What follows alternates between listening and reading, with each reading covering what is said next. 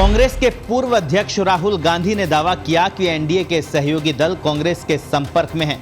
ये तो सच है कि बीजेपी केंद्र में सत्ता के लिए सहयोगी दलों पर निर्भर है, लेकिन क्या उसे टीडीपी और जेडीयू जैसे सहयोगी दल धोखा दे सकते हैं? आखिर राहुल गांधी के सरकार गिरने के दावे में कितना दम है?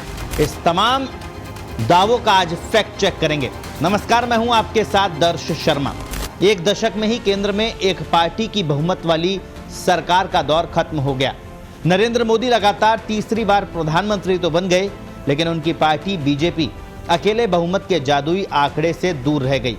240 सीटों पर सिमटी बीजेपी को केंद्र की सत्ता में लौटने के लिए सहयोगी दलों की मदद लेनी पड़ी, जिनके पास 53 सीटें हैं।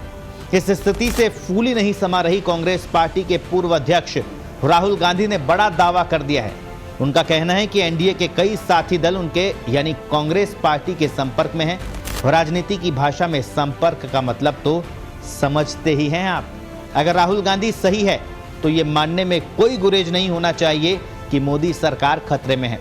राहुल गांधी ने मंगलवार को कहा कि संख्या बल की दृष्टि से सत्तारूढ़ एनडीए बहुत कमजोर है और थोड़ी सी गड़बड़ी में ही सरकार धराशायी हो सकती है।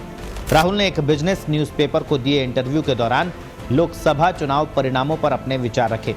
उन्होंने कहा कि संख्या इतनी कम है कि सरकार बहुत नाजुक है और छोटी सी गड़बड़ी भी इसे गिरा सकती है। मूलतः एनडीए के एक सहयोगी को दूसरी तरफ मुड़ना होगा।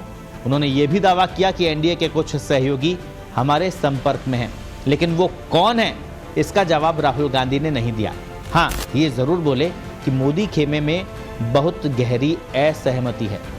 बहरहाल राहुल गांधी के हमारे संपर्क में है वाले दावे की पड़ताल करें तो एनडीए को कम से कम 22 सांसदों से झटका मिलेगा, तभी मोदी सरकार गिर सकती है।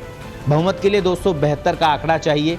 इनमें अकेले बीजेपी के पास 240 सीटें हैं, इसलिए बीजेपी को सरकार बचाने के लिए सहयोगी दलों से सिर्फ 32 सांसदों के समर्थन की जरूरत है। अभी सहयोगी दलों के पास 53 सांसद है। इनमें आंध्र प्रदेश के मुख्यमंत्री चंद्रबाबू नायडू की पार्टी टीडीपी के 16 और बिहार के मुख्यमंत्री नीतीश कुमार की पार्टी जेडीयू के 12 सांसद है। अगर ये दोनों एक साथ एनडीए से निकल जाएं तो कुल 28 सांसद घट जाएंगे, यानी सरकार गिराने के लिए जरूरी 22 के आंकड़े से 6 ज्यादा। लेकिन क्या नायडू और नीतीश मोदी को झटका दे सकते हैं? सरकार में मंत्रियों की संख्या और मंत्रियों के विभागों में हुए बंटवारे में जिस तरह पीएम मोदी ने अपनी छाप छोड़ी है, उसके बाद फिलहाल के राजनीतिक घटनाक्रम में तो ऐसा बिल्कुल नहीं लगता। हालांकि राजनीति में कुछ भी हो सकता है, क्योंकि नीतीश और नायडू दोनों ही पहले एनडीए से अलग हो चुके हैं।